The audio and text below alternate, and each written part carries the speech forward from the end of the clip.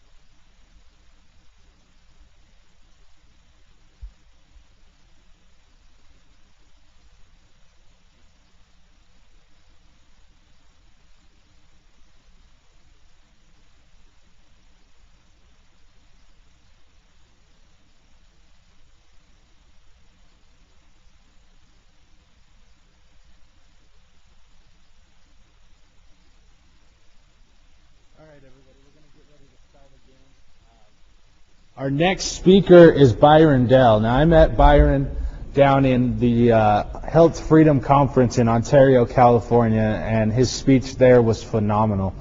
This man is a monetary expert. I think this is just going to the stream, isn't it? Yeah. I'll try and speak louder. How's that? Is that a lot better? You guys can hear me up there? All right. So Byron Dell, he's a monetary expert. He's been in the study of money and where it comes from for quite some time now. He's been through hell and back. He's the author of Modern Money Secrets, Bashed by Bankers, and you got another one, right? Say that one more. Tales from the Treasury and Down on the Farm. Tales from the Treasury is actually a bunch of letters that he had sent to the Treasury Department and their response, which is really interesting, and you guys can check out his booth out there after he gets done speaking. So without further ado, Mr. Byron Dell.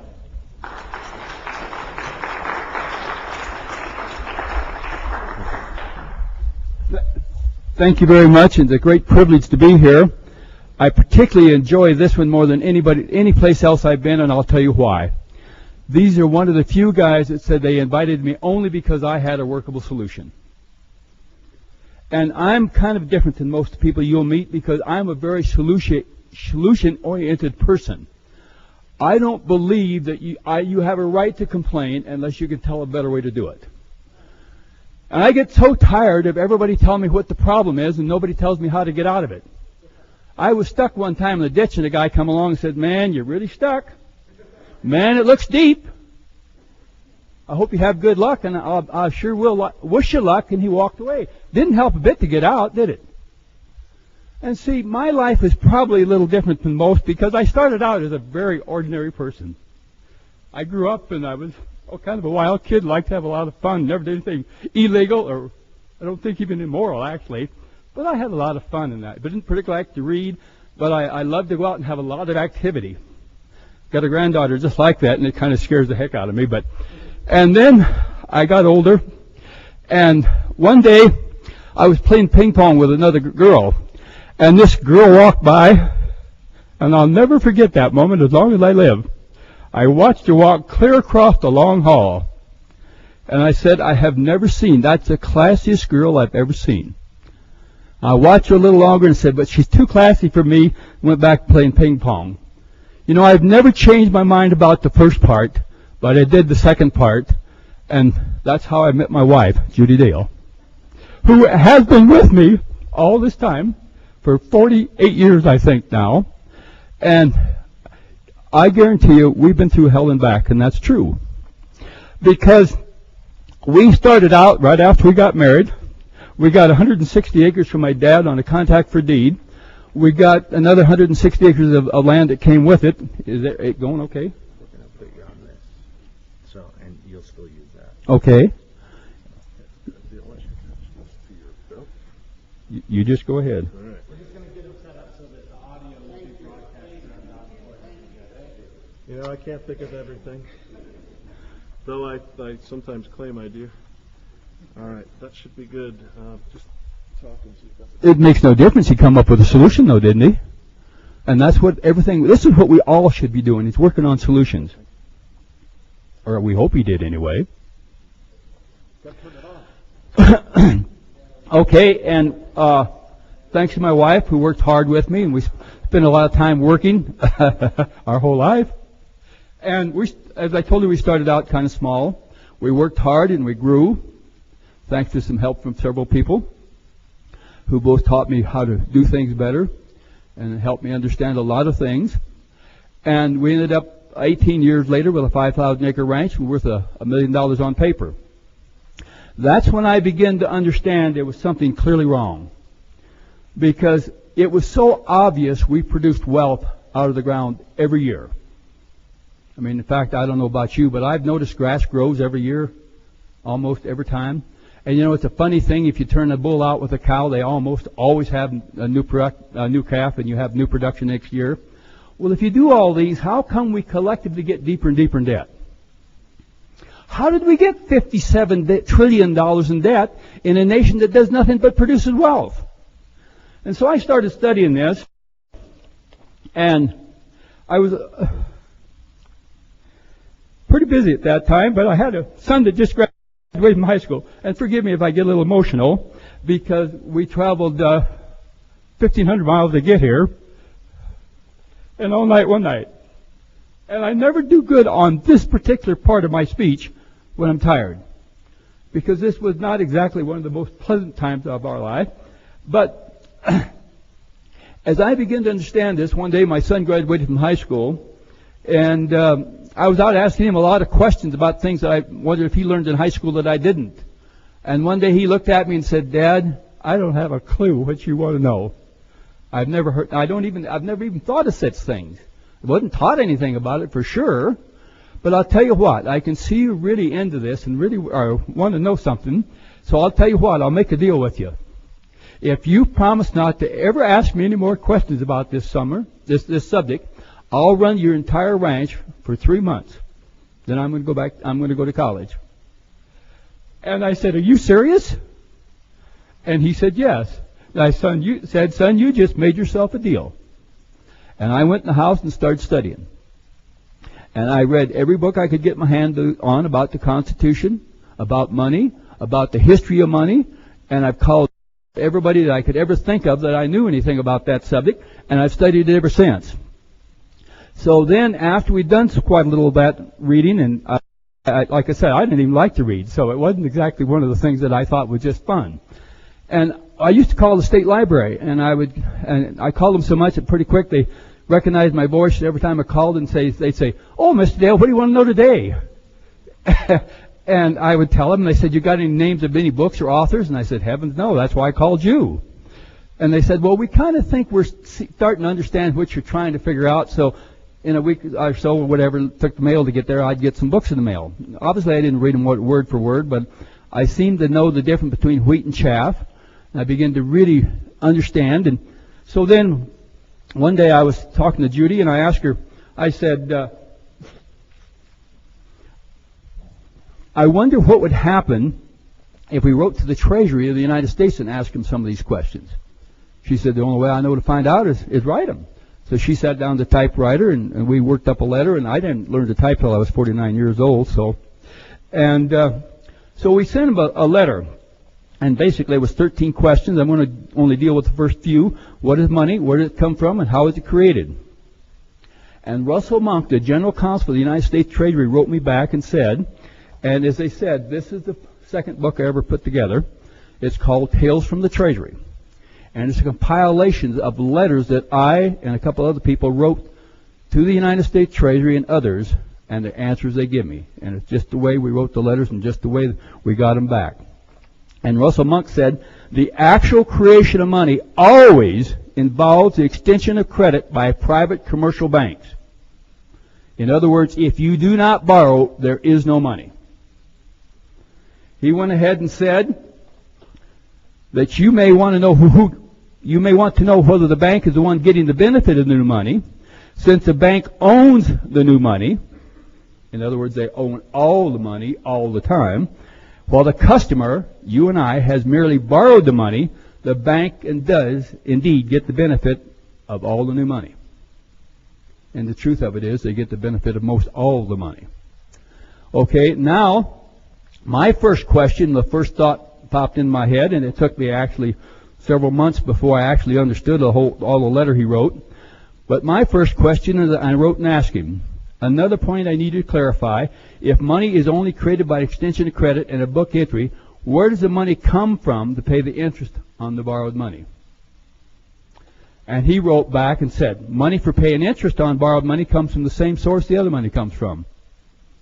You got to go borrow that too. And that's when my life changed.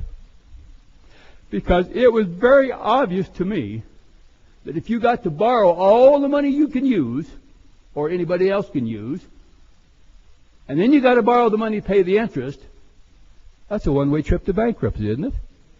There's no way out. There is no, and I'm going to get in a lot more of this in a little bit, there is simply no way to create any money to get out of debt. Only more money to get deeper in debt. In fact, you can't even get out of debt personally unless you shift the debt to somebody else or the next generation. Now, is that really what we think America is all about? I hope not. Then later I got a letter from the Library of Congress that said money is created when loans are issued and debts incurred. Money is extinguished and a loan is repaid. So if we actually paid the debt, we wouldn't have any money at all. There wouldn't be any money in circulation to do business with at all. And I personally sat in the Federal Reserve boardroom in Washington, D.C. My little behinder has sat in the same chair that those chairmen sat in. Unfortunately, I didn't have a camera to take a picture of it, but I was there, and we had this same kind of conversation with them. And Robert Ewald, the Flow of Funds director, said, "Yes, you're right. As an individual, you can get out of debt, but collectively, we cannot get out of debt." And that's why I want to start with my presentation here, only so that I can show you a few more things of how it actually works. But I want you to really understand. See, we do so many things wrong, and so many people tell you wrong. We always cuss the government. And I'm sorry to tell you, but we have a great form of government. I didn't say we had great people running it. Now, there's a difference. But we have probably the greatest form of government that's ever been devised by the mind of man. But then we've elected a bunch of people that would do anything to get a job. And we won't elect anybody else because if somebody gets up and actually tells you the truth, half of you disagree with him, won't elect him anyway. We have been so lied to about most everything in this country, most of us don't recognize the truth when we hear it or see it. And we've elected them guys which we clearly knew was lying in their pockets and not providing for our best interest And we've elected them over and over again. Isn't that true? And we've done it as an entire nation. And it's time we wake up and start listening to people who might actually be telling us something different. And the reason I'm probably a little different is because I didn't get most of my information by reading somebody else's book. Now, I read a lot in books that give me some basis to start, but most of mine is I actually wrote to the people who's running it to ask them how it worked. And when they told me, I said, well, what's the consequences if it really does work that way? What's the consequences for me and my family and the rest of the country? Well, it's clear. We all go broke and a few people get rich. So we go back to this. A short summary of the root that feeds and funds most all of Americans' problems, and then, of course, a workable solution in the end. And you got to understand, almost every problem we have in this country stems from the same root. America is totally controlled by a few families who, through the love of money, lust for power, and greed, have total control of the world's monetary systems. This is caught through deception. They have gained the ability to create as interest-bearing loans all the money that everyone uses. This has given them the control to create all the money they want as their own investments. They have the ability to pull money out of circulation anytime they want. That's the only reason we have recessions. You cannot have a recession in a nation unless they pull the money back, unless you had such a nationwide drought or some other thing that clearly stopped the production in a nation. And we've never seen that happen in all the years that I've read history. This gives them the ability to own and control most businesses and have a mortgage on all the rest. And I'll prove that from statistics in a little bit. This has given them the money to control the media, therefore the power to control every election, and the control of every congressperson or to fund every dictator they feel necessary to control any government. Now you think about that. I'm a congressman. I need a lot of money to run for office every 2 to 4 to 6 years, right? Senator or congressman. Now, if I'm constantly begging for money, and I'll do almost anything to get it, and we also, in doing this, we have to compile a list of the very richest people because they're the only ones that can do it year after year, election after election. Well, now, who do you think is going to control who? Do you think I, the guy that begged for their money to get reelected, is going to control those people who have the money?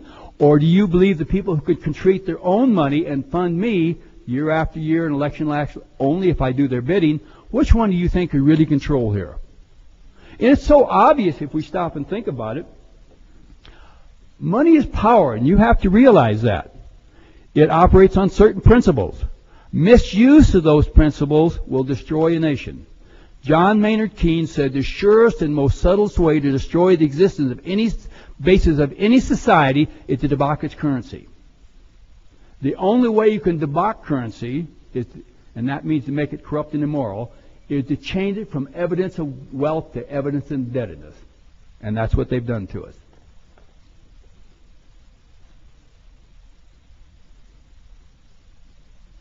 Whoops.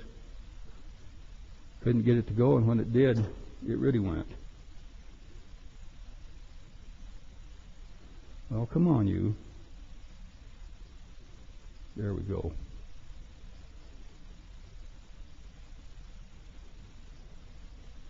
Well, it likes that thing. It don't want to change it.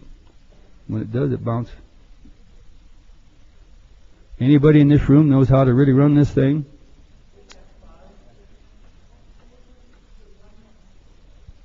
Okay, I flip it easy and nothing happens. There. I got it finally go.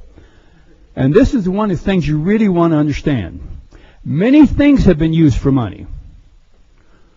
And it's slowly and constantly changed throughout history. The most common thing at first was salt.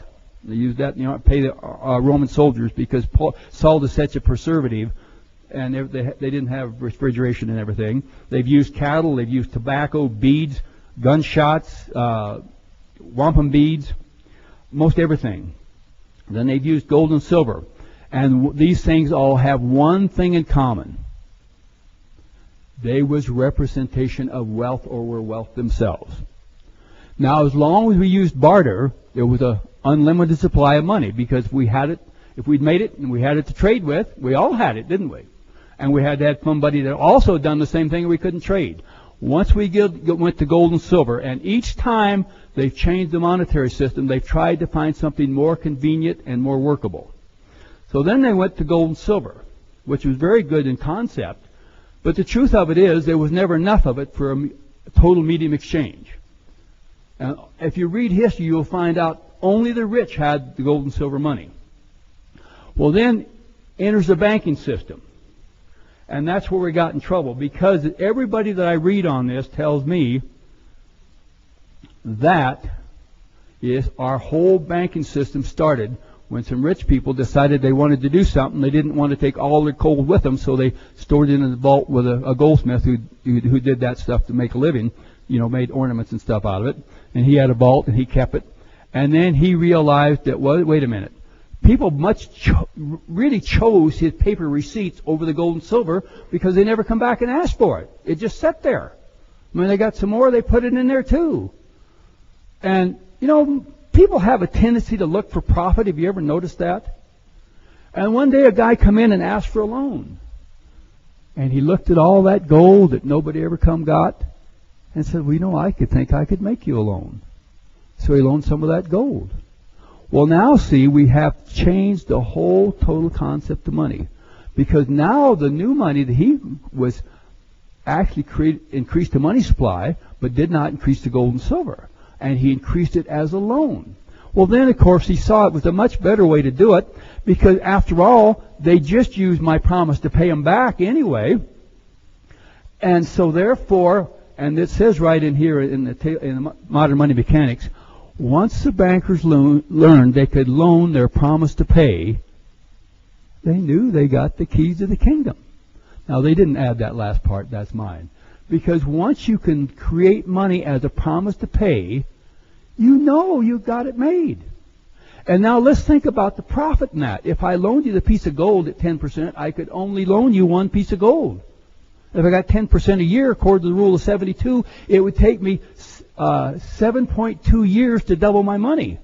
But if I loaned you 10 receipts for every ounce of gold, under the rule of 72, it would only take me 8.6 months to double my money.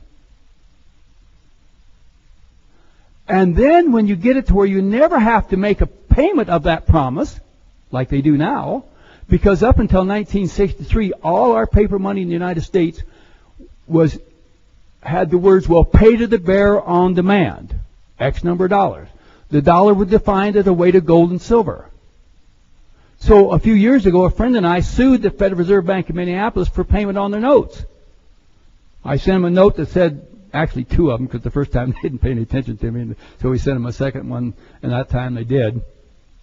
And all we asked was for them to pay us in dollars. Now, I said right in the letter, I don't have a clue what a dollar is, and I don't know if I even really care, but I want you to pay me something, because that's what the contract calls for. So to make sure we don't argue about anything after I get my payment, please include the statutory definition of the word dollar. And they said there wasn't one.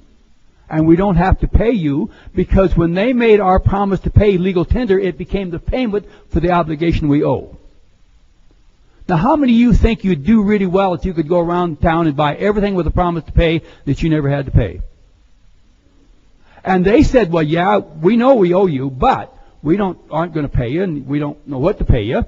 Besides, if you want something physical for it, just go down to any store in town, and they'll give you whatever you want for it, if the price is right and all that. So now they've got it, so they get to issue the money, get the benefit, and somebody else has to pay them anyway, has to make the payment in goods if you want it. Isn't that a pretty good racket? Okay, now all money, as I told you, is created with loans by interest, and money is given with loans, but it's not true money, and this is what we have to really understand, because it is based on interest-bearing debt. True money should always represent wealth produced by the people and put into circulation in a payment for production that benefits everyone. And this is, of course, where my solution comes from, we'll get into later. And that's the way it all worked before the bankers got into control. What is wealth? And I got this flyer actually from a person in California when I was traveling some, and after I got home I realized what it really said, and I contacted them back and asked if I could use it, and they said yes. And of course, we all know that wealth can only be created when you combine three things at the exact same time. You have to have the knowledge, the labor, and the raw resources. And you have to combine them at the same time on a project or you're never creating wealth. I can go out and dig a hole and cover it up, but I don't produce any wealth. But when I build something that benefits someone else with my knowledge and my labor and my raw resources, now we've created wealth. And it all stems from raw resources of the earth through either agriculture or mining. And then, as I said, when we apply our God-given physical entities to that, we create things. Okay, now there's no debt in that process at all, naturally. So, see, we can tell again how fooled we've been. The banking system has the power to pull money out of circulation anytime they want, and that's something you have to really understand. They actually can and do. That's where all recessions come from. Now, this is a cartoon out of the Federal Reserve Story of Money, I believe. Without enough money, economic activity slows and unemployment rises. Have you ever seen that or experienced that in your life? Therefore, they have the power to create a recession anytime they want. And they do. And do you know the only difference between a recession and a depression? It's a recession if you lose your job. It's a depression when I lose mine. The story of banks, which I happen to have right here. From that we read, because of the fractional reserve system, banks as a whole can expand our money supply several times by making loans and investments. So they even get to create money as investments for their own investments. That's a pretty good racket. Now, this is how it really works for the most part. West Side, and they're talking about a bank here, takes Jake's promise to repay the loan and creates a demand deposit, money he will spend by writing checks. Now, I wonder if you can see this. I want to go over to the blackboard, and I want to really go through that because this is probably the most important thing to understanding the problem and also to understanding the solution.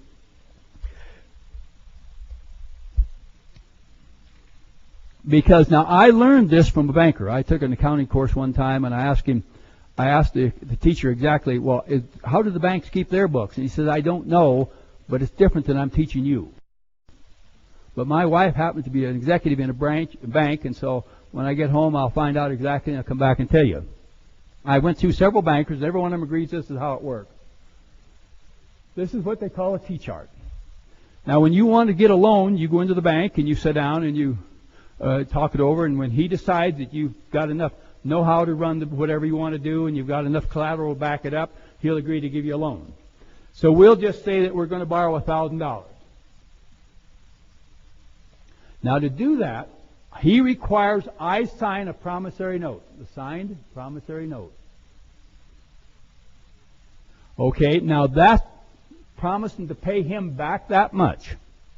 Okay, that goes on the books as an asset to the banker and a liability to me, the borrower. Okay, then he takes the exact same figures, and all we use for money is numbers. And he now creates $1,000 and put it in your checking account. And that's exactly what they said here. Westside takes Jake's promise to repay the loan and creates a demand deposit, money he will spend by writing a check. So they create all the money just exactly that way. A borrower's promising to pay and putting it in your checking account. Now, at that point in time, you have a $1,000 note. This becomes a liability to the bank because they haven't paid you. They've only promised to pay you. And it becomes an asset to you, the borrower, because now it goes on your books as an asset. They each one now has a new asset and a new liability on both sides, but they don't have to give a mortgage on their, to get to their money. You do. They don't pay you interest. You have to sign a promissory note that you'll give them up everything, including maybe the firstborn child. If you don't pay them that back, plus, we'll just use 10% interest, 10% more. Now, if this is all the money in circulation, and it is, because it all starts, every dollar starts with a loan. except maybe sometime, maybe they do a little investment they don't ever talk about. But even then, it's my understanding they only invest in some interest-bearing instrument. So in other words, even that goes on as a loan to somebody. Okay, now it comes time to pay back. How do you pay back? Well, as Russell Monk said, you can go back and borrow some more money from the bank. Will that get you out of debt? Or later, a friend of mine wrote a letter almost like what I wrote to the Treasury, and this time John Yetters answered back and said, well, the money that one borrower used to pay interest comes from somebody else's loan. So the only possible way that you can get this out of this debt, personally, is you got to have somebody else borrow some more money. You do the exact same process.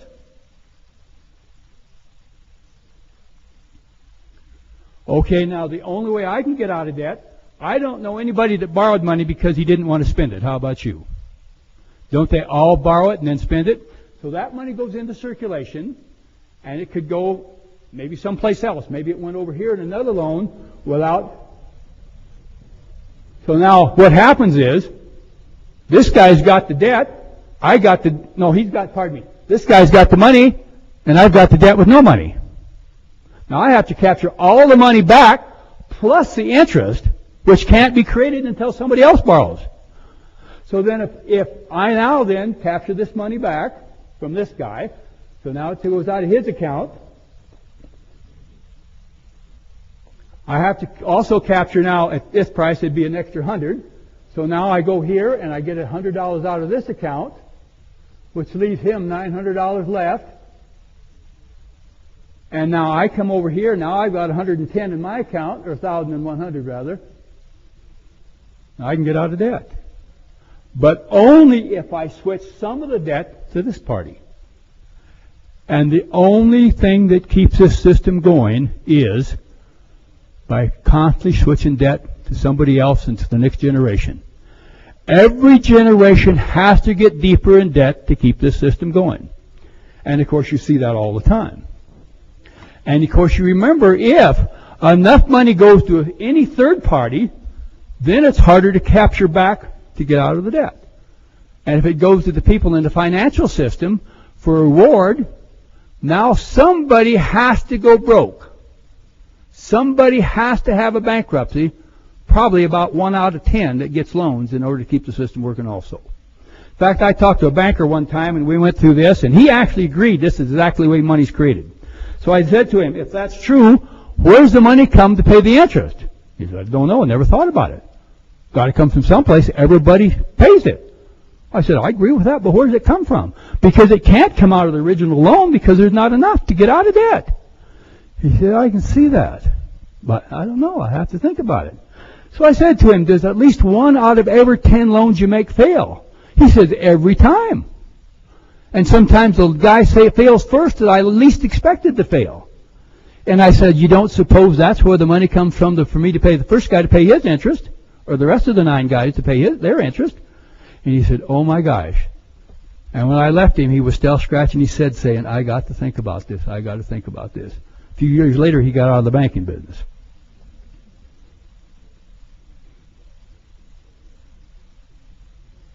Now, basically, we've covered all this, so I won't leave it up there just long enough for you to read.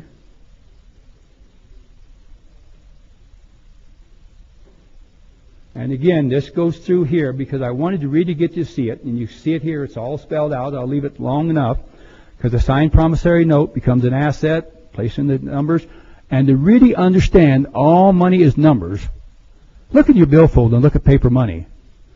A $1 bill and a $10 bill and a $5 and a $20 and a $50 and a $100, all the exact same size and weight, aren't they? The only thing difference on them is the number, isn't it? If that don't prove all we use for money is numbers, I don't know what could.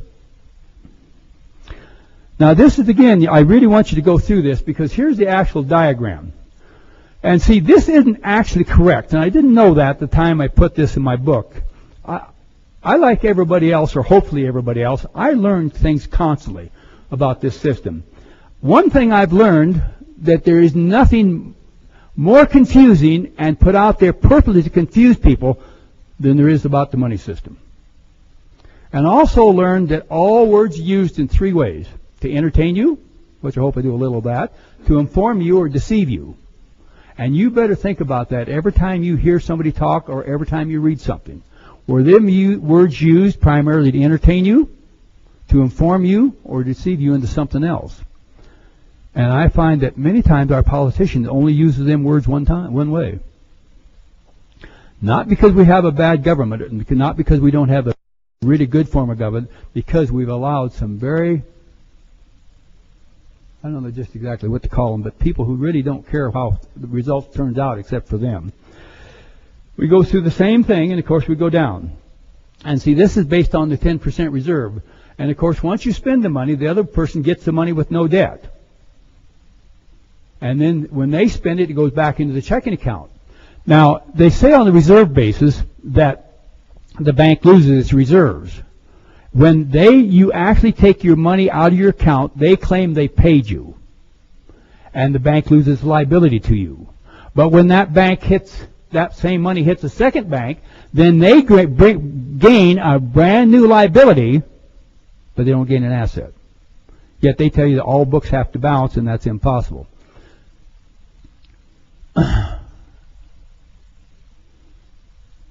Okay, money is created as loans.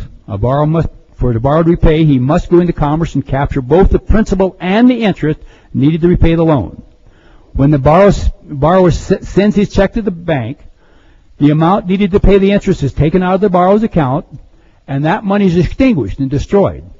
The money used to pay the interest goes into the banker's interest income account as his spendable money, and goes on the books, but that money doesn't get extinguished. The money used to pay the interest doesn't get extinguished. It still exists as somebody else's borrowed principal, and somebody else is still paying interest on that money. Now, if you want cash, you can take that money anytime you want and go down to the bank and buy the cash. But that cash does not now we're talking here about the actual green pieces of cotton linen, the actual Federal Reserve notes. But they do not get into circulation until you borrow some money and buy them with that checkbook money. When you exchange them $100 for checkbook money for a $100 bill, you do not change the money supply. No money is increased. You simply destroy the checkbook money and bring the Federal Reserve notes into circulation. And I have a personal letter in this book here where my daddy used to tell me it was good business to buy low and sell high. I got a letter one time that told me that the Treasury printed up the bills for the banking system, for the 12 Federal Reserve banks, and they sold it to them for a penny apiece, whether it's a $1 bill or a $100 bill. So I thought that was kind of interesting, so I sent them a $1 bill and asked them to please send me $100 bills. And if you don't honor that, I'll sue you for violation of the Anti-Monopoly Act. So they wrote me a letter back and said, well, Mr. Dale, you didn't send enough money. Now it costs 2.2 cents.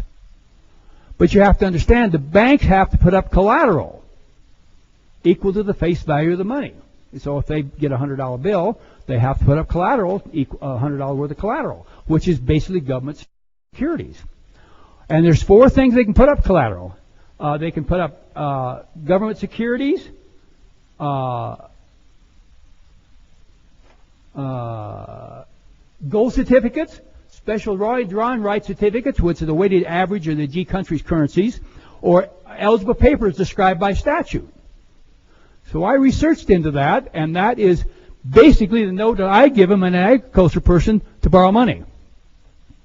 So if I borrow some money and my promissory note becomes, man, I must be a bad speaker. A lot of people look like they're going to sleep on me. Just too bad, but like the way it goes, even some good speakers, which I'm probably not, can put people to sleep.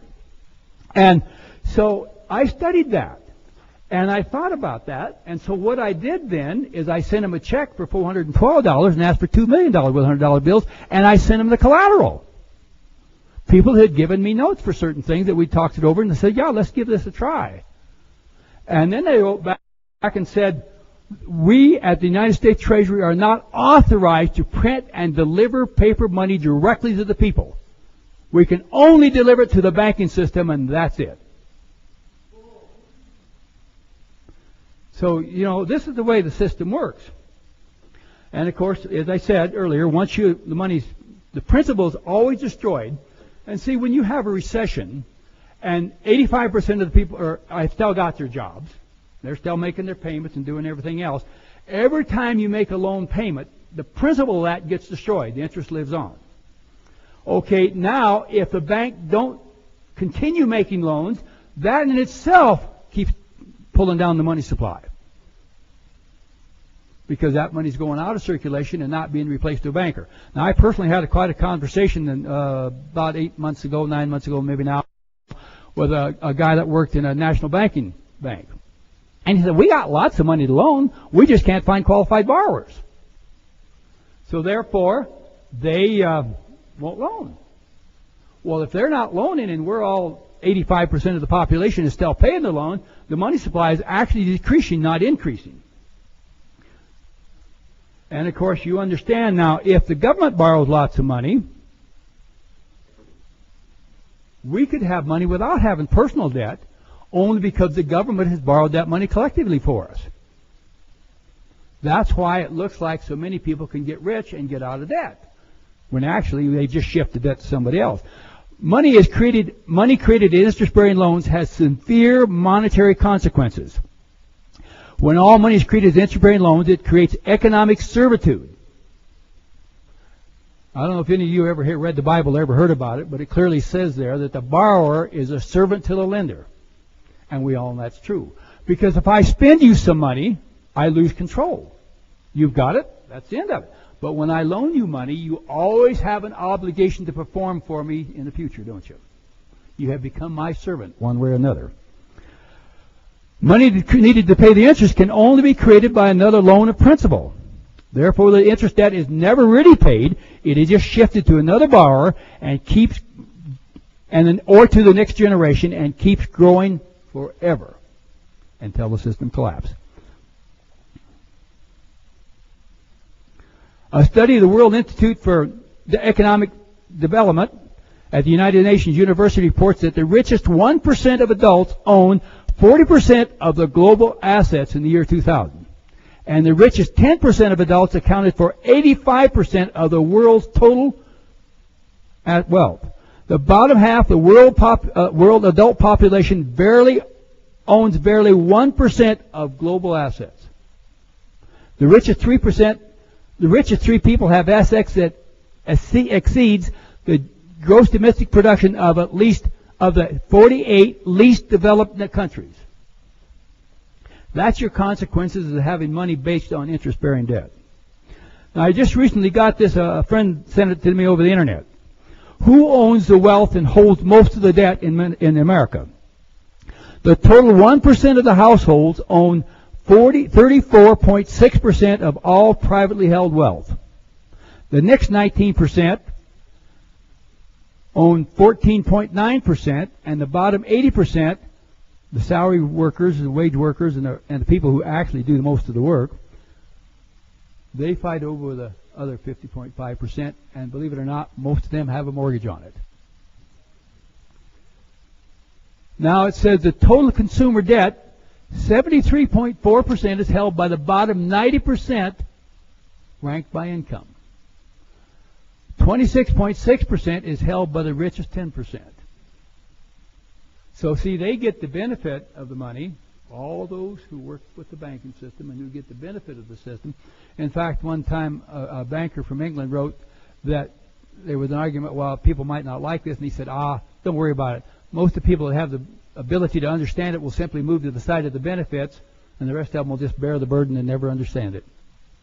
And my personal experience, that seems to be what's happening. So it seems like most people just can't bear to think that their money is corrupt.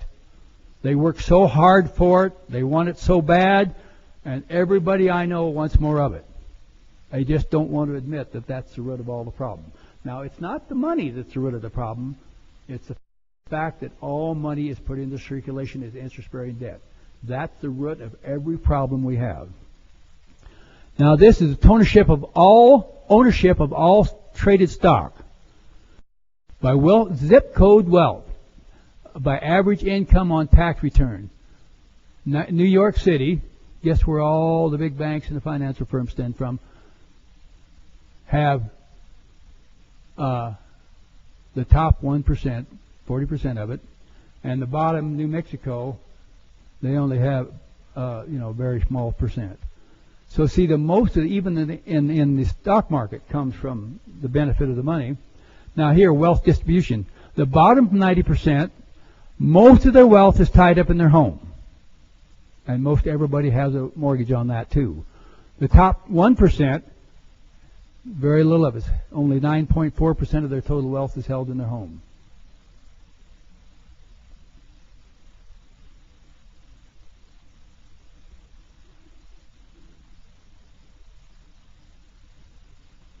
What did I do here? Okay, now this is a chart that came out of America's Total Debt Report. It was originally called the Grandfather's Economic Reports, and I've checked him out, and his figures seem to be pretty accurate with what I've actually been able to get by writing to some of my congressmen and stuff from the Federal Reserve System. And the red line, as you can see, it goes straight up. That's how the debt is growing. The blue line is how the income is growing in this country. This here chart here, I took this chart, and I got this from a speech made by the former Comptroller General of the United States in St. Paul, Minneapolis. And so I took this chart to my president of the Senate of Minnesota.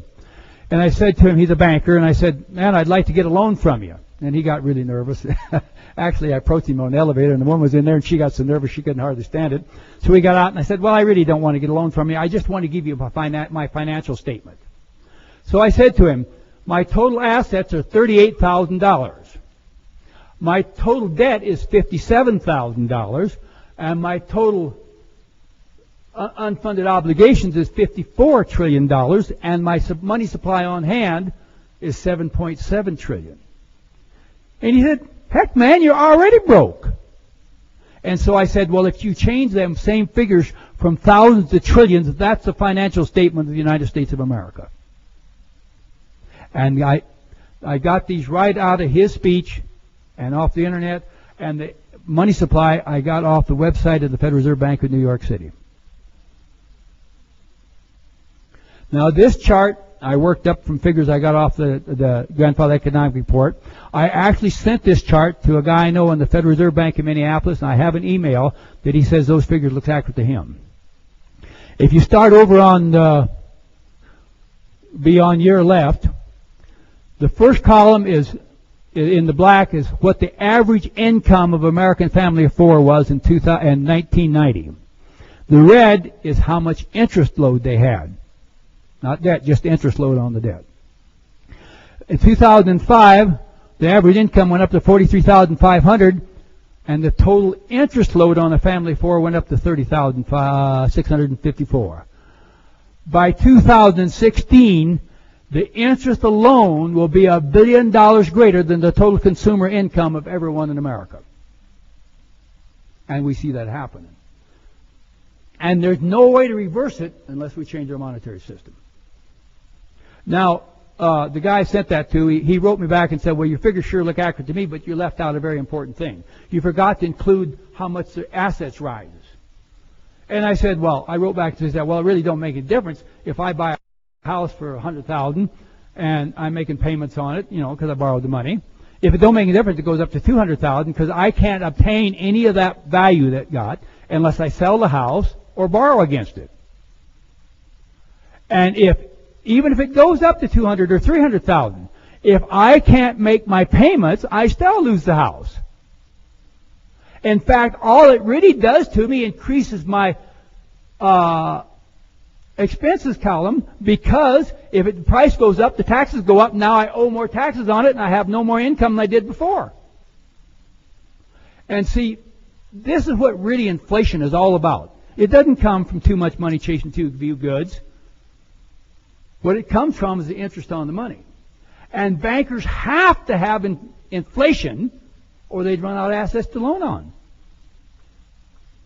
Because if houses stay down and cows stay down and everything else, well, pretty quick everybody be loaned up. But if the value goes up from $100 an acre to $2,000, look at how much assets that guy got to borrow against.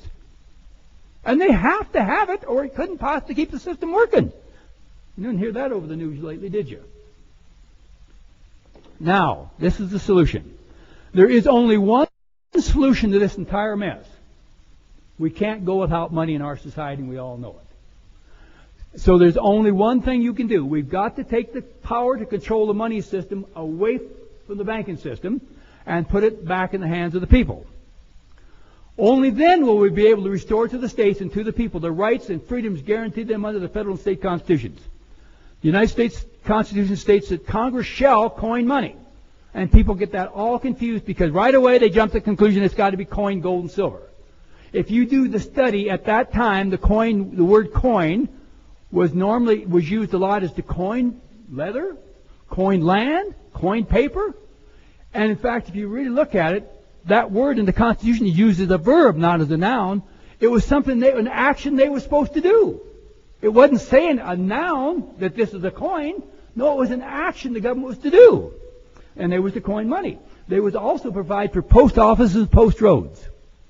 Now, if you thought about that, if we'd have started this monetary system like we should have, where the Congress went and coined the money by creating money and spin it into circulation to build our post offices, post roads, we'd have the greatest transportation system in the world. We'd have a lot of debt-free money in the circulation. We wouldn't have any taxes and no debt. And that's how I based my whole solution. At this Congress does not do any of these things, but it should. The best way to do this is to create the money, not create bonds or debts, and to spend that money into circulation in lieu of taxation to rebuild our infrastructure. I hope that makes sense to you. This comes out of the Minnesota Constitution. Government instituted for the security, benefit, and protection of the people. Lincoln himself said the words, "Our government is to be by the people, for the people, of the people." I never read in this Constitution says the government is instituted for the benefit of the banking system. I'm having a hard time seeing that. It must be there someplace.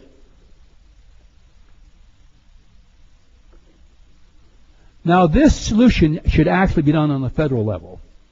But my personal experience found out that's really tough to do. I actually, in 1991, wrote a bill to reform the United States monetary system. And myself and two other people took that and hand-delivered it to every congressman and senator in the United States, and we made them sign that they got it and also write down the name of the aide who would probably read it first. And we have contacted them over and over again and never found anybody that ever read it. Then in September 10th, I think, don't hold me to that exact date, under the D.B. Kidd started a big petition drive to get rid of the Federal Reserve and the income tax. And when I heard about it, I contacted her. And I said, well, would you be willing to petition for something positive, something we should do instead of just against everything? And she said, well, yeah, what do you got in mind? So I told her. And this, of course, was on the federal level. And she said, that sounds good. So she included in her petition. And they took just under two in 1993, I think in September 10th, but don't hold me to exactly that date. We took down almost 2 million signatures, and according to DV, the police grid showed there was 4,400 people down there delivered that petition that day, and we never even made news there. And I made several trips down there. I learned to where I could sit at home and get on the phone, and I could get an appointment with a congressman every hour on the hour for 8 hours a day.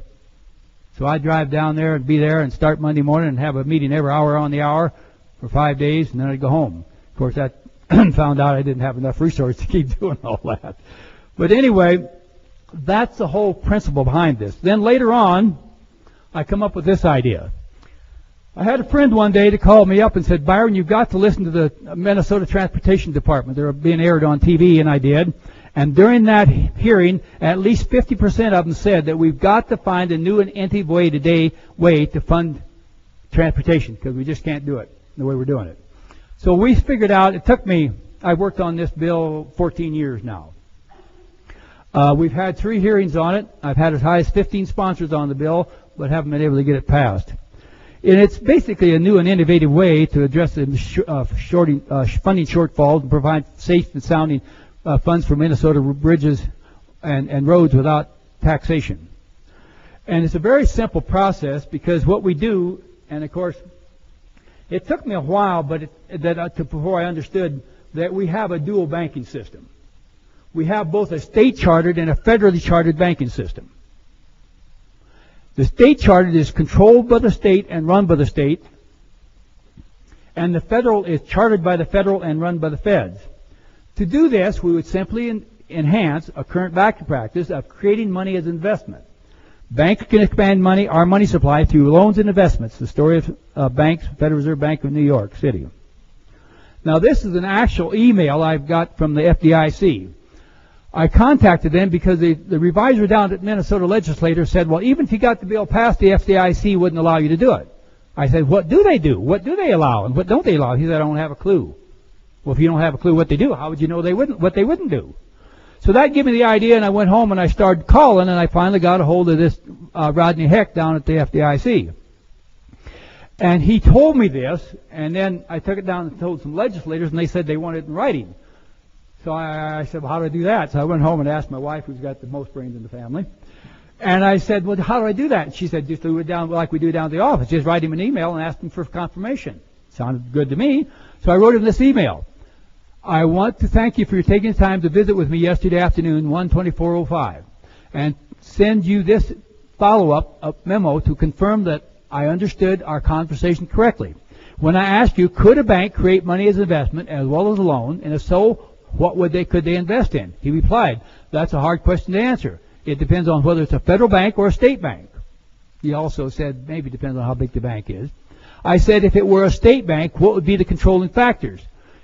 And he replied, then the state law would be the control, and that would control the FDIC audit. Please confirm or correct. And he wrote back, yes, that was the information I provided by one of our subject matter experts. In turn, I provided it to you. So if we now can get the Minnesota or any state to pass a law that says that we require the state banking system to create the money to pay the roads and spend it into circulation instead of loan it in as bonds, it will be binding on the FDIC audits, and they're the only federal agency that audits a state bank. And we've come close, but we haven't been successful. And you know the reason I haven't been successful is because they never hear from anybody else that wants it except me and maybe one or two friends. And I've had several friends come down and they're going to help me, and they last about a week. I have been down to the legislature 5 days a week and worked at night at doing the same time. I've had a lot of 38-hour days. And we've got close. But you know, the last time we had a Senate hearing in the Senate, it was very interesting because we went through basically what we went through today. And then the banker got up and testified, or the banker's paid lobbyist. You know, it's amazing. Why would you pay a man $90,000 or more a year to lobby for the legislature unless you expect him to get some kind of financial return for you? I just don't think that sounds reasonable to me. And anyway, so then the banker guy got up on the stand, or got up to testify before him, and he said, well, I don't disagree with hardly anything he says, but even if you passed the law, we couldn't do it because banks can't create money. Yet right today, I have right with me a chart put out by the Commerce Commission, who regulates the state banking system in Minnesota, a chart on how state banks create money. Well, I'd have liked to have seen them guys take after him for lying to a committee hearing, but of course they wouldn't do that. Up to this point in time, anyway. That under this Minnesota money plan, it's been called several things. In fact, right now we have a guy by the name of Leslie Davis running for governor of Minnesota, and he uses this and calls it the Davis money plan. And he's campaigned really hard for governor on this concept. That I know Minnesota has a $6 billion budget deficit they can't seem to solve, and he's campaigned very hard on how to do that this way. And the concept is very simple. In fact, that's why I wanted so much to go through what I did earlier, because you'll never understand the solution unless you understand the problem. Because today, all money is created as a number and mostly moves electronically. And so we would do the exact same thing. We'd have the state-chartered banks simply create the money by adding numbers to the checking account of the transportation checking account of the state. When they bid a road, just like they do now, and today when they want a road, somebody has to decide they want it built. And I'll go through that in just a minute. And then they go out and they get bids, and then they have engineers design all the plans and how much it should cost, and they get the bids. Those bids have to be bonded, so if the contractor fails, bonding company will make sure the road got built. We would not change a single thing except how the money got into circulation to pay for that bill. And that would come from the state banks when they created brand new money and spent it in for that project. Here's how it works. The State Board Bank will pay for the natural equity by monetizing, or in other words, turning the bid value of the project into money and spending it in circulation. Now, the natural equity is a law term, and it means to do what is right, which I thought was kind of cute. Now, here's the step by step. You and I and others will decide if you need better transportation. And believe it or not, we have in Minnesota Transportation Association group that's very influential in Minnesota and when it comes to transportation. And they was actually started by the farmers in southern Minnesota when they got tired of being stuck in the mud. So they went to the legislature to form an association of other people just like them that was tired of being stuck in the mud, and went to legislation and demanded better roads. Now that association has been taken over mainly by contractors, but that's what the origin of it. Then you will petition your state government to help you meet this need. Now see, government is a very useful institution, but it only should do what the few things that people can't do for themselves. And there's three basic things, or two really basic things that it's very tough for people to do for themselves, and that's create their own money and build their own roads. Because you have to have one thing, you have to have roads and money both, is uniformity. You want the road you drive on to be about the same every place you go, don't you? The same width, same depth. You want to make sure it's got enough pack that it actually will support the weight of the trucks, and everything's safe, and the curves are not too sharp. You don't run into them 90-degree curves like we used to, where you might not make it if you're driving too fast and don't know it's there. So these things all come into play. That state agency will then design the specs for the project and give it a number. That agency will then issue a request for bids. Contractors will send in bids. The agency then accepts the low or best bid and gets a bond to ensure the project gets completed. The agent will send the request of the funding to the state chartered banks. Upon receiving the request, the bank will then monetize that value and electronically transfer that newly created money into the state transportation account, where they will spend it in and pay for the project according to the contract, the way it gets done. The contractor will then spend the money to pay for all the costs incurred into completing the project, the labor, the equipment, the raw resources. All the road workers and the suppliers, etc., will then spend that money for food and housing, transportation, etc., and the new money will flow into circulation, debt, and interest-free. The people will get the transportation system they need and want. They will have the new money in the system to meet their daily needs without borrowing and without a greater tax burden. The state banking system, working together with the state, will have monetized the state's transportation system for the benefit of the people. The banks will buy the net equity, and they'll work it just exactly like we did on the board. They'll create the money and put it in the account. When that money's spent out of the account, it will go down to the transportation committee. It will then go over to the transportation account, and this money will move. And of course, when it moves out of one account, it will go down to zero, just like it did before it went there, and the money will move into circulation. The state transportation account will then get the money. It will pay the contractor, and the money will go to the contractor, just like all of the rest of the check monkey moved all the time. It'll be the exact same money we're using right now today, and nobody will be able to tell the difference. Can you tell me where the dollar you spent last in your check account, where it was born at, where it originally made the loan came from? Nobody knows. And it won't be like a local currency. It'll be good every place. Now, I'll be real honest with you. I hope I sell a few books while I'm here. But if California's money was different than Minnesota's and I couldn't do anything with it when I got back, what would be the object of selling the book except to give you the information? I might as well give them away. So see, that's another thing most people don't understand. One thing money has to have is uniformity. It also should represent wealth, and it has to be spent into circulation. And it has to have a mechanism to put that money into circulation. Because there's only three ways to move money.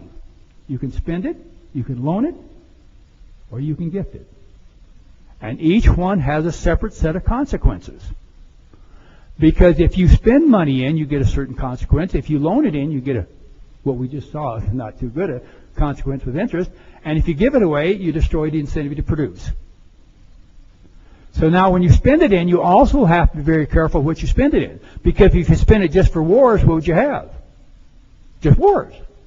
If you spend it in to build a transportation system that everybody gets a benefit from the roads they drive on, and all freight moves there and up and down it, then you get a benefit for everybody, but you get the actual people who build it gets the first check and the first payment, and that's how money moves into circulation. From then it just moves around just like it does now. The contractors pays the suppliers. All that money moves into labor. Labor is about 22%, and the other two are kind of split. I don't remember the exact figures on that anymore. Then the money moves further into the economy as wage earners pay their bills and buy food and services. As the debts are repaid, as the loans are repaid, the debt will reduce the money supply, and the money supply might not even grow. Because after you pay off a loan, that money will be destroyed, but the money will still be in circulation, so you won't increase the money supply and you won't decrease it either one, but you will get rid of the debt.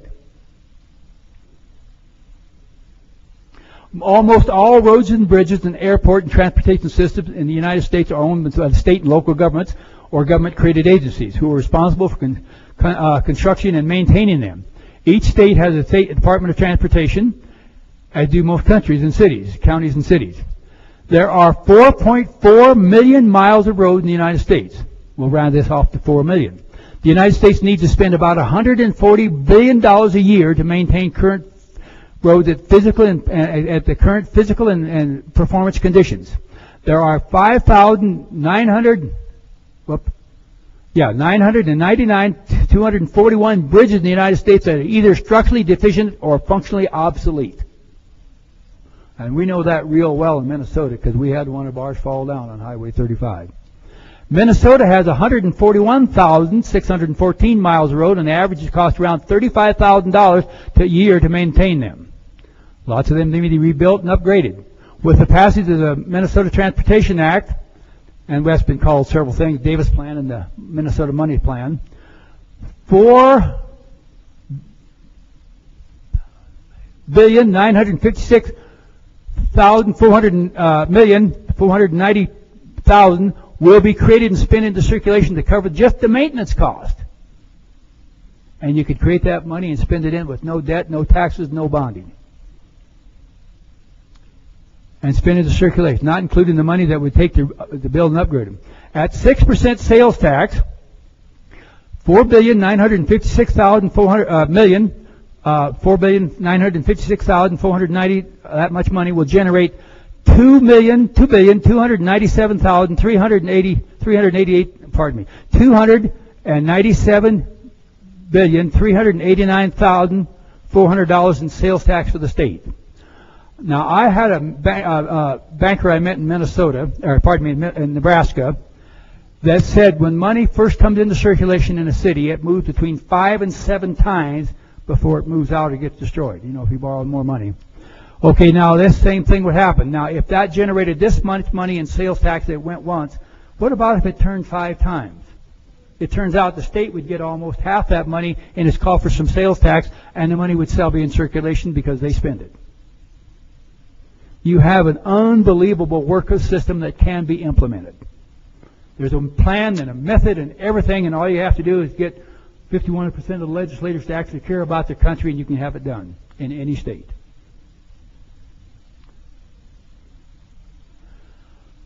Okay, cash flow, income, prosperity. This is what this Transportation Act would do for Minnesota.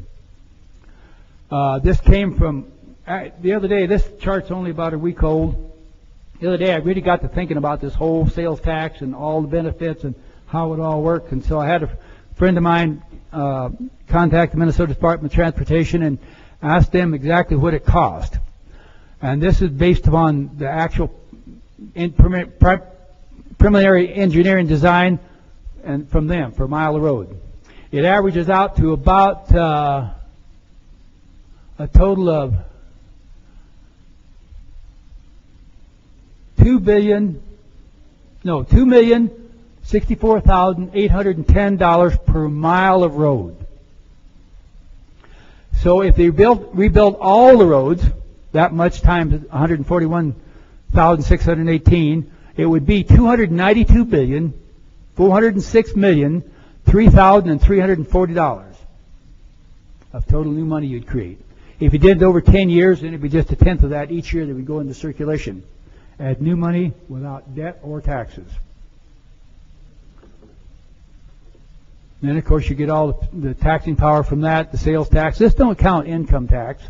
You know, and it really dawned on me when I was doing this. You know, they tax all the money when it comes in, and they tax all the money when we spend it. Well, that sounds like economic slavery to me. And it goes through there, and I'm not going to, if you can read it from there, just take the time to read it. I'll give you a few minutes because it's basically what I've already said. And we don't intend all these figures to be 100% accurate. We just want you to really clearly understand what we could do if we wanted to.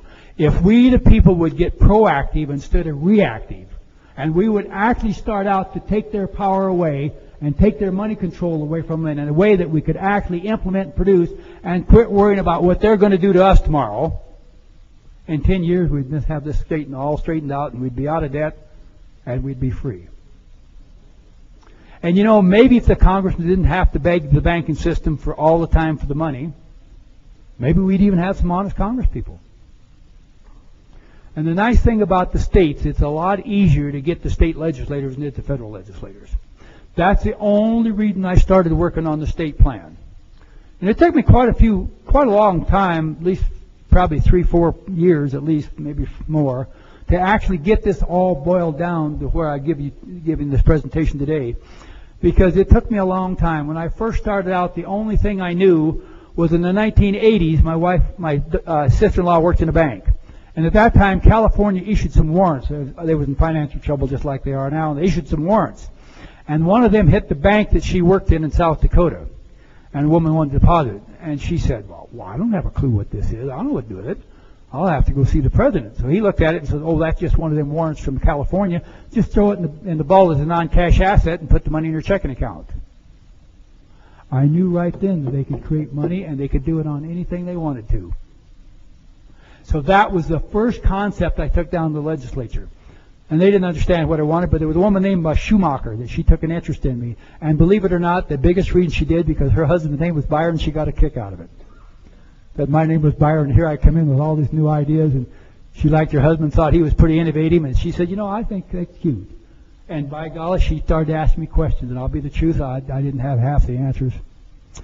But every time she'd ask me one, I would go and start doing some studying, and I'd do a lot of thinking. Then I realized how different the state banking system was in control, not in what they actually do, but in who controls it, than the federal ledgers. Then it began to all come into hand. And at first everybody would say, well, have you ever asked so-and-so and talked to them about it? I said no, so I'd go look them up and do it. I spent most of my time going looking up somebody and getting the meetings if I could say, well, yeah, I went and talked to him. And finally it all gelled. Now, I don't ever claim to get a revelation from God on anything, but, you know, you're not so sure what a revelation of God from God is. Just because a new idea snaps in is a relation, if it's something that God gave you or something you just pop, your mind finally figured out. I don't claim to know. And I'm not a very religious man, and I don't believe that God controls everything and does everything. In fact, my personal experience at the ranch told me that didn't happen. Because I used to calf out a lot of cattle, and I'd watch them every 3 hours around the clock, and my wife used to do it in the night for me because I'd just get too tired. And then her father had a heart attack, and she left me for a while. And by golly, I just was tired I couldn't do it. So one night I didn't. And about 2 o'clock in the morning, I woke up, and I couldn't think about anything except, them heifers. So I decided I had just to go up and look, and sure enough, wasn't trouble. And so I pulled a calf, and I learned right then that God might wake you up, but He don't pull calves. Didn't even get a laugh out of that, maybe a smile. But it's true. There's a lot of things God might wake you up and let you know about, but He don't do. That's up to us to do the doing on so many things. This is just some more here of all the things we're doing, all the math. Anytime you want, this should be all on the internet and on Byron Dale YouTube channel. And I might as well give you a plug. I do have a Byron Dale YouTube channel on TV.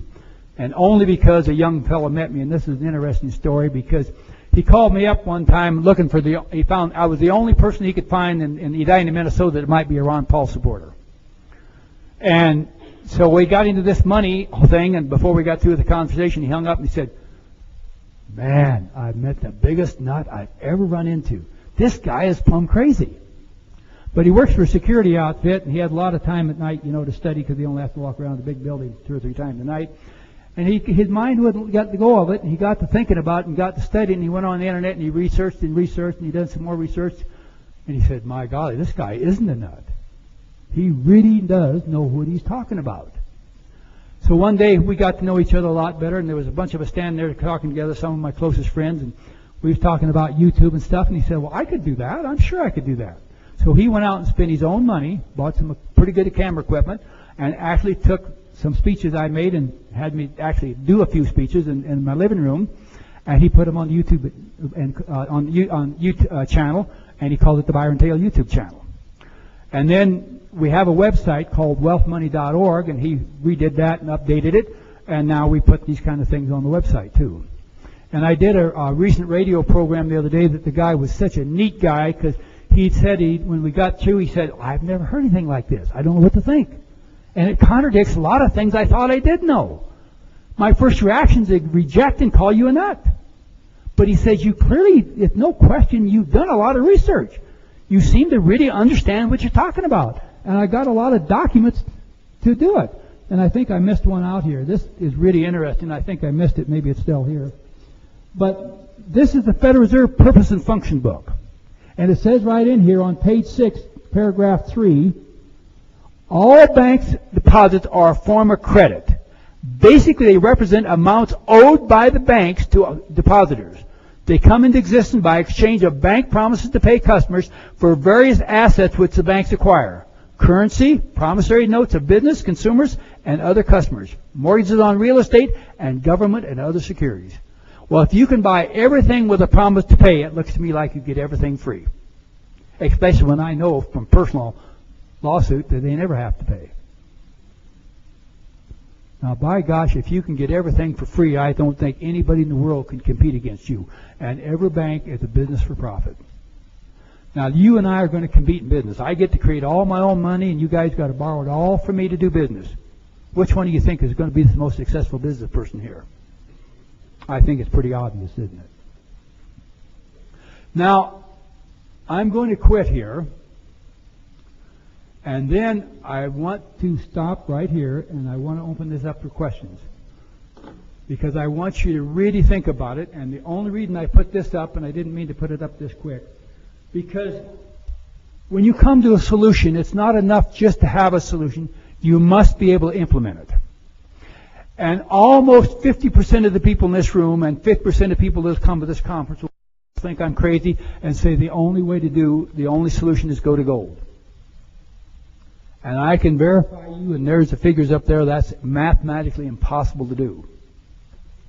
According to the World Gold Council, the total amount of gold ever mined out of the ground by 2006 was 158,000 tons.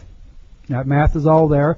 The world population at that time was 6.7 trillion. I think that's supposed to be billion. And made a mistake there. I have to correct that. Well, now you divide that out, and I've checked these figures over and over again. And you bring that down to grams per person, and you'll find out there's hardly any money. I think 235, and I checked that. I wasn't with that error in there.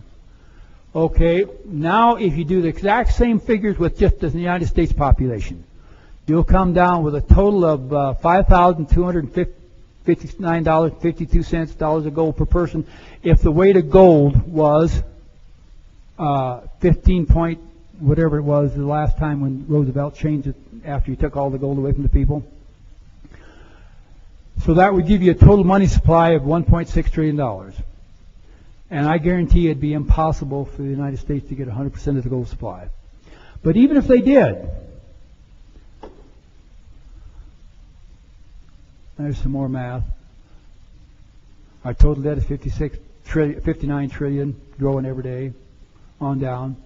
Oh, so if the interest on that at I think 4%, it would only take you 247 days of paying the interest that the bankers would have the entire gold supply. They'd have it all. What would you use for money supply? Borrow it back from them? We'd be right back now. It don't make any difference what you use for money. It's the principle of how it operates. Because if I was a gold miner and I dug gold out and I wouldn't spend any of it, I just loaned it out at interest, how would you ever get the money back to pay me back? You wouldn't be able to get more gold. I had to gold mine. It's the principle of how it works. It's not what you actually use. And of course, if you do use gold and silver, then you have to have an actual weight and physical measure of that gold. That's what they did in 1792. Now, I didn't understand this at first, but Hamilton started a central bank the very second thing he did after Washington made him Secretary of Treasury. Then the next year they started a mint. And at the time they started the mint, they didn't have a known gold mine in the United States and didn't have for at least 9 years. Why would you make something your money supply if you didn't have any of it in your country? You'd have to import all your money. Well, if you imported all the gold from another country, what'd they do for money? People have to stop and think things through all the way through, and I find they don't. They'll hear something, oh, that sounds good, and they run off and crusade on it. You need to stop and figure it out and figure out what the consequences of every action. Now, we can't always do that because sometimes you don't know what the consequences are until much later when you made the decision. But you need to be working on that angle. Now, let's go ahead with talking about the trade deficit. The United States at that time had a $40.4 billion per month trade deficit. So if you took that, and it would only take you 3.3 years of that trade deficit to ship all the money out of the country if it was all gold. And you had 100% of it. In 3.3 years, it'll all go out of the country just to pay your trade deficit. What are you going to use for money supply then? People have to think about all these consequences. I have talked to a lot of people. In fact, I used to go on the road a lot and speak and kind of quit. My time running out? Everybody was against me because I wasn't for gold. Because I couldn't. In fact, when I first got into it, I said, that's what got me started. I said, well, what's the difference between you give me a gold dollar or a paper dollar? What's the difference between the two if I can go down and buy them what I want at the store? Well, of course, then I understood when I understood the 1792 Coinage Act, because in there it says that anybody that can mine gold and silver out of the ground can take it to the United States Mint and they will weigh it and assay it and stamp it into coinage free of charge. Well, if they did that, if I took it in and waited a week and went and got it, that money came into circulation based on my production with no debt to anybody, didn't it? And then I spent it in circulation when I bought things. That's the principle we got to have. Just because there's not enough gold and silver to make it work on gold and silver, don't mean you shouldn't use the right principle. It's all about how principles of things work. You make a stool and you make a little tiny point in the middle, how easy it is to set on. Don't make a difference whether you make it out of glass, wood, steel, whatever. If you put it with 4 legs on 4 corners and a strong enough material to hold you, it works as a chair really good, doesn't it? Don't make a difference what it's made out of. It makes on the principle of whether it works or not. We've got to understand these things, people. We've got to be proactive, and we've got to take it to them. We've got to quit complaining about what they're doing to us and do something to take their power away. Hey, I finally got them to wake up. And if you guys will all go to my website, you can understand this better. If you don't, then contact me. My contact numbers are there. The website is wealthmoney.org. Just the exact opposite of debtmoney.org. If you want that, you go to the banks. I got to wake you guys up a little bit. I'm sure you've noticed I'm a little bald-headed, right? Well, when I was young, I didn't. I had nice hair. Then I started getting bald back here, and everybody said that was because I was really a great thinker. Then it pumped me up and felt good. So then, by golly, I started to get bald back here. And that's said because I was a great lover. Well, then I got bald all over, and now my wife said, that's because you just think you're a great lover.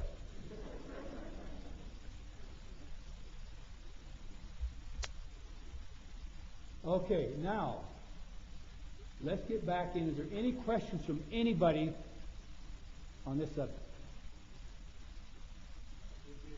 Just go her first over here. Just a second, let her go first.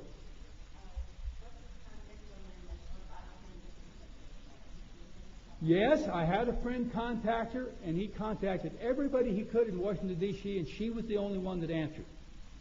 And they actually had a video conference with him in her office and her in Washington. but she never carried it on any further. She did switch a lot more to the Ron Paul type thing.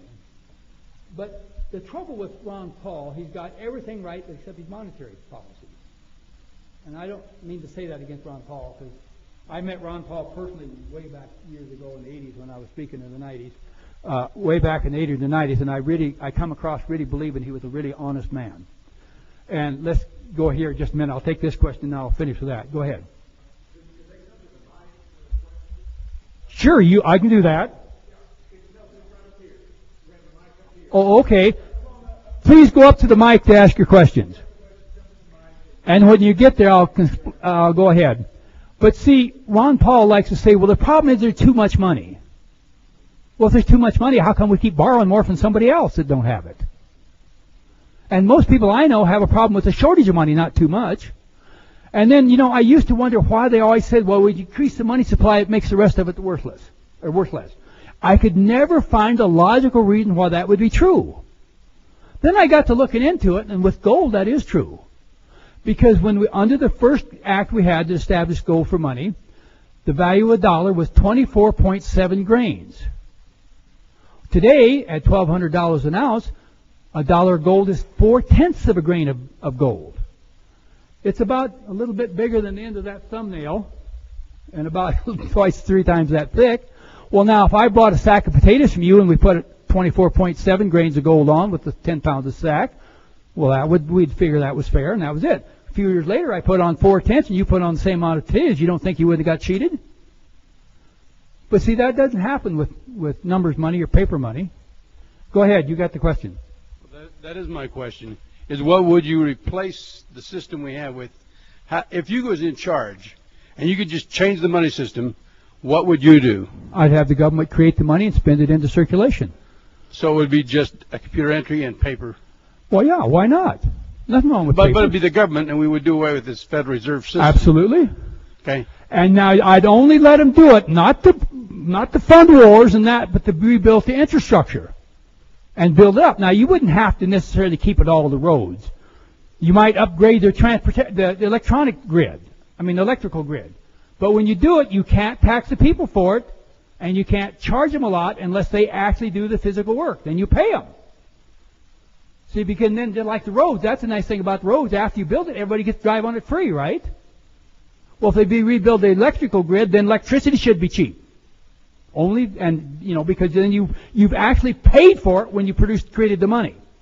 And that's how I would do it. And it's a funny thing. You've got to remember, why would anybody with a brain in their head, if you could print your own money in your own basement, would you sell it to me for the cost of printing 4 cents a bill and then come back to me and borrow it back and pay me interest on it to spend it? That's what our Congress does. Go ahead, you got the mic. How do you see transition going from the system we have now, where, Peter and Paul and everyone owes each other, to a system where it's not like that? Because I see a lot of social unrest. No, there wouldn't be any, because nobody'd know the difference. Now think about it. You go down and you pass this law in the Minnesota legislature, or California, or Utah, or wherever you want to. In fact, we have right now a guy that's actually done the same thing in Arizona. Same process. Okay, now they create some more money to build the road. Nobody's going to know the money changed. It's going to get spent in, and all they're going to see is all of a sudden, wait, my taxes went down and my roads got better. You don't think they're going to like that? That isn't going to cause any social unrest. And then, of course, once people understand the benefits of wealth money versus the destruction of the debt money, then maybe we could get them to actually stop the creation of money as debt. Go ahead. You got another one? And the next person. Go ahead. When you find out the history of the Federal Reserve, that they really were creating their whole organization to bring our economy down, and you probably have found this out. They probably are not too thrilled with you asking questions, trying to find information out from them. I truly believe they are deliberately creating the financial crises that we have. They want to create this one world currency, one world bank. They want every nation to have a central bank, which essentially the Federal Reserve is. I think we do not have enough honest politicians. If they saw the wisdom of your plan, I think too many of them have already been sold down the tube to want this one world government, one world currency. And I'm just wondering if you're finding this as you're trying to talk to Congress people. I guarantee you I've never talked to anybody that understood the money when I started. In fact, this is a personal story. I was down in St. Louis selling books at a conference I went to with a guy, and a couple of young white guys come along, and I only use this only to show the difference. And they literally told me I was nuts. You're crazy. You don't know anything about economics or anything else. Both of them had great college degrees, and one of them from Harvard and everything else. And then a young black man came along. And he said, well, he's right. I work at the Federal Reserve, or the Board of Trade in Chicago. I do this every day. I guarantee he's right. And he went through it and said the exact same thing I did, and man, they just believed everything he said. And when they left, and he was still standing there, I said to him, I'm really impressed. I've never met a man with the knowledge you have. How did you get it? He looked at me from reading your books.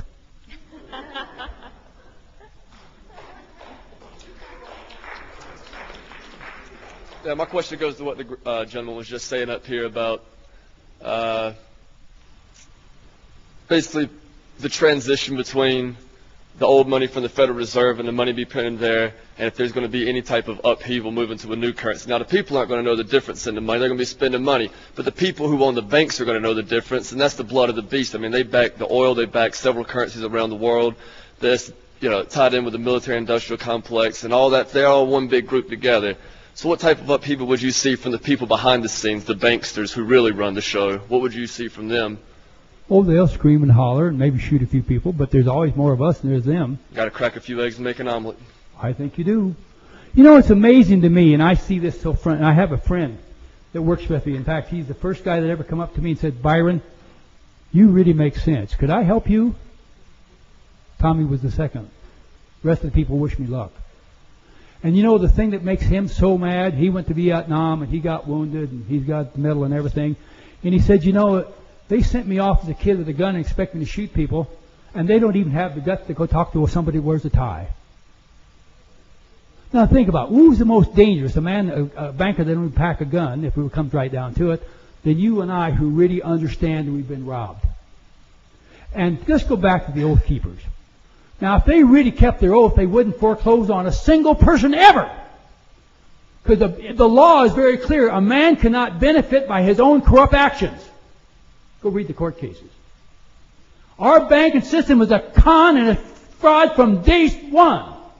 It's an absolute plan to steal and was designed to steal. Only I don't think they understood it at first. I really don't. You go up there to the mic. I won't. You got to go to the mic. I'll sure ask get you. Go up to the mic. You're young and husky. Go ahead. While he's coming, I'll ask one more question.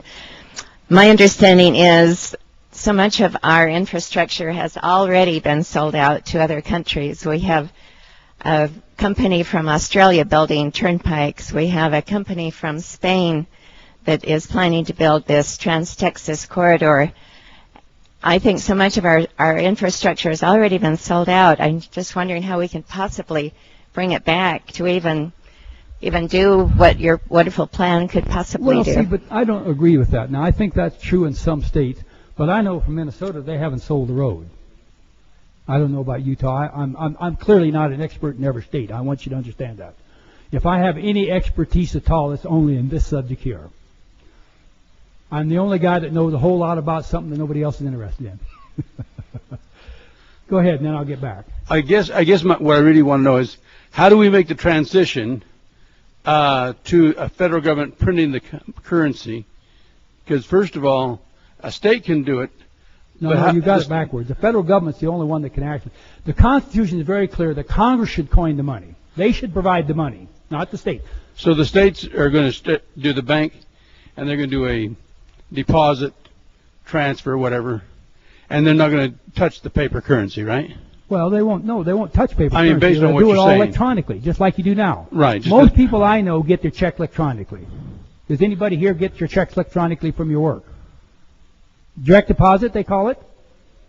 Well, that's all we do. We do direct deposit. So how? And we create it exactly the way the banks do right now. They add numbers to a checking account. So if each state did that the way you've described,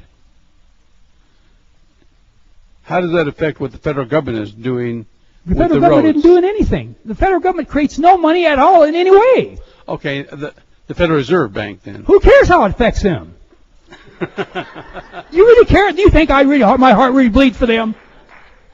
Now, I'll be real honest with you. I wasn't going to tell this story. Please take this off the air. Please take this off the air. I don't want this broadcast.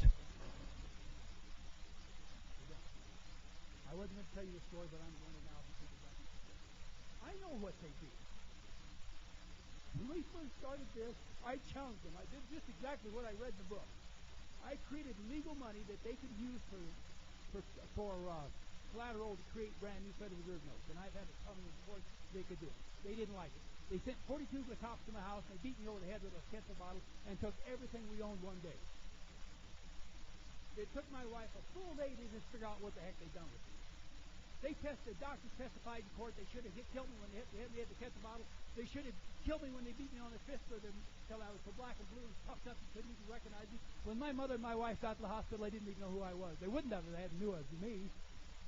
You think it'd make any difference to me what happened to them? And you think if you can't take the heat, you better get out of it. But if you want freedom, you better be ready to fight for it. And if you think it's going to come easy, you're full of shit. Pardon me. I would try to took it off the radio because I don't like to get emotional. I don't like to get upset. But I'm tired of being just stole from, beat up, and kicked the crap out of because I want freedom and I want some righteousness in this country. Now, I think you ought to quit worrying about what they're going to do to us and start worrying about what we're going to do to them. And there's more of us than we could do it if we wanted to. And I guarantee you it don't take hard to do it either. I guarantee you this is from personal experience. Charlie Duke started the Fifth Amendment concept in Colorado. He had a state chairman of the committee wouldn't give him a hearing for nothing. That time we had some pretty good radio stations out there, and he contacted them and said, if you guys want this, I want you to call that guy night and day till he gives me a hearing. Here's his number at home, and here's his number at office. It took 24 hours, and he come to Charlie and said, I'll give you anything you want. Just stop those phone calls. You know how long it would get the state legislature to pass this bill if that many people start calling them? This is so doable, so easy to accomplish, and there would be they wouldn't even know what hit them. And once that money starts flowing in, what are they going to do? Scream? By that time we understand what we've done. Now if we all become chickens and lay down and say, well, I'm sorry, I upset you and I didn't mean to. That's just not in me. And you know, people change. The actual cop that hit me with the kettle and hit me with his fist until I was beat to a bloody pulp. And you know what? Come out to my booth and I'll show you a picture of it. I can see it. Today, if I had to have a bodyguard, I'd hire him. And that's the truth. He don't work for the highway patrol, and the governor said 42 highway patrolmen out to my place to take care of me, and I was all alone. And they knew I was all alone. Now, I must be a dangerous son of a gun. Don't I look dangerous? When I come home after they testified in court here, and I was the most singly dangerous man in the state of South Dakota, more dangerous than the entire Indian movement, and that's when they had an uprising shot. I told my family that, and they all laughed at me. Boy, yeah, we're really scared of you. You know, it isn't the size of the man, heart of the man. It isn't the size of the weight part, it's the heart of the weight part of the man. And if we want freedom, we have to get out of this country.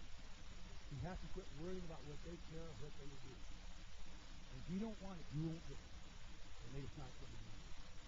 But see, the only real power they have is deception. And I'll tell you why I was tired about that. Because that person went and wrote my book, the first one I wrote, Rise to the Land. The last time I seen him, he was a marshal in the United States courthouse. When I walked in, his eyes lightened up, and he looked at me and said, "Hi, Byron. How are you? How's you? How's the boys?" And when I told him they was all in bank, he about passed out. My wife at that time worked for a brokerage company. My oldest banker, my oldest son was a mortgage broker, and my youngest son was a mortgage banker. And he about passed out. And you'd be surprised what I've learned because I shoot the call the bond desk and work in New York City and find out things I didn't know before. And if my time's up, I'll quit. No, I would never cut Byron off. You see how violent he gets. I just wondered if anybody had any questions, because we'll take a few minutes and go over time for questions for Byron, because he's one of my personal heroes. So shoot. We've already been asking questions. For quite a while. The only reason this thing started to become one of them, they kept asking me, what do the bankers care? And it upset me. I honestly don't care what they think. And I don't think they can do anything. The only real power they have is deception. Lies. I personally don't even think once the military understood what we was doing for them, I guarantee you they'd switch sides in a hurry. And see, that's the thing that scares me the most with all these Tea Parties and all around parties, because I guarantee you elect them and they ain't going to change a thing because they don't understand what to change and they don't want to understand. If you don't change the money, you will not change anything. You can get everybody in America to understand the Constitution 100%, and if you don't change the money, you won't gain the thing. That's their power. You take that power away from them, they're powerless. If they can't bribe them anymore and can't fund them with unlimited amount of money, their power's gone. With that, I'll quit.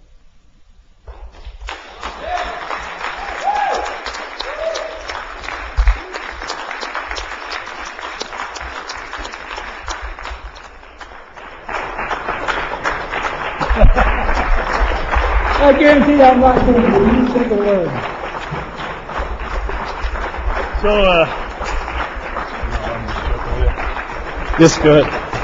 Go ahead.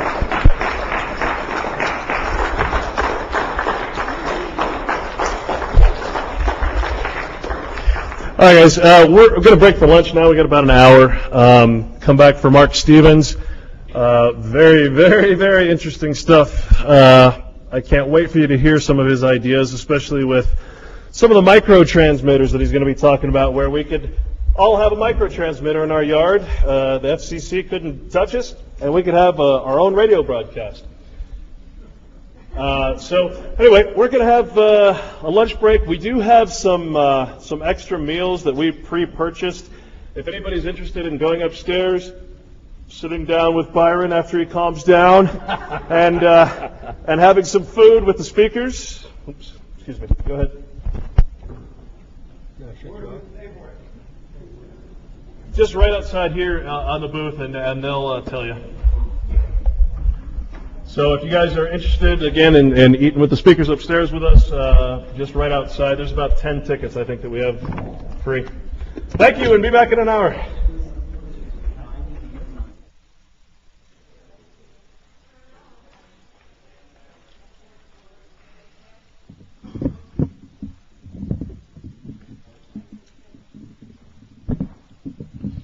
We're on lunch break right now. We're at the Axiom 2010 Truth Tellers Conference, live from Salt Lake City, brought to you by LiveOnLocation.tv. There were a few comments made by Byron Dell towards the end that we were asked to delete the audio. So our operation here is ongoing. There's no problem. Don't change your browser or your player. Everything is intact. We were just instructed by Mr. Dell to cut out some of the last few minutes of his comments. But hang in there, and we're going to take a lunch break right now and come back. But thank you for viewing our broadcast. We'll leave up a view of the auditorium right now during the lunch break, and then we'll resume after the lunch. Thank you for viewing our broadcast.